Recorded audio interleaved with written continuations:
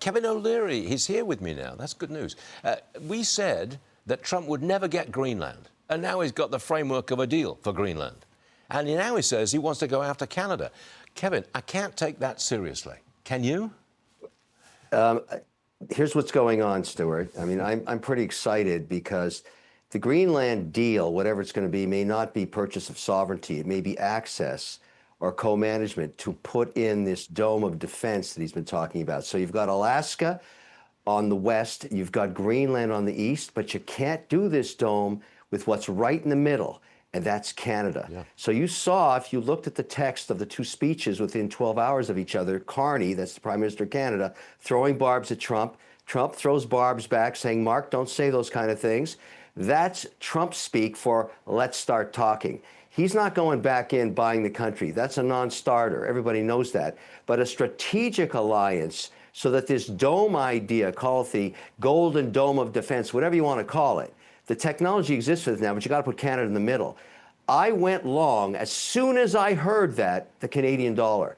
With Trump, you've got to read the signal out of all the noise in that 2-hour speech. You got to look for the signal. Two signals. The Canadian go long on the dollar, 100%. I'm 100% going to be right on that. And number two, I immediately took control of another 13,000 acres in the U.S. because now the big guy's telling me I can get a permit in 7 months on nat gas. And that's all about data centers.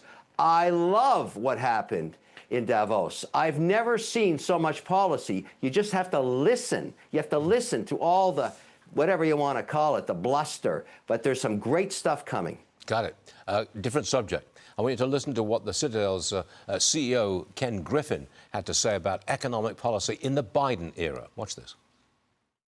You cannot imagine how painful it was each and every day under the Biden administration to look at what new crazy proposal was being put into place to solve a problem that didn't even exist. There were so many decisions that were so poorly thought out in terms of economic consequences. It cost the U.S. economy dearly. Well, Kevin, 1 year into President Trump's second term, can we still blame Biden for our lingering problems? You can in this sense. As you know, Stuart, I don't shill for politicians. Because they come and go. The policy can be tremendously damaging. What he's talking about is the lingering policy from the previous administration, which destroyed initiative in risk capital. I'm one of those guys. Some of the federal policy was insane. It made no sense whatsoever, and it pushed capital away. That policy is being modified, some of it around deregulation, some of it around state policy, where states are starting to get very aggressive, trying to figure out syncing with federal policy. So if you really want to attract capital, you have to get in sync with a deregulation. That's what he was talking about. And yes, there's some very bad policy in the previous administration.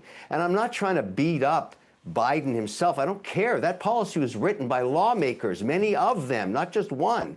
And some of them were staffers that controlled either the House or the Senate at the time. Bad policy has bad outcomes. Got it. Kevin O'Leary, always a pleasure. See you again real soon.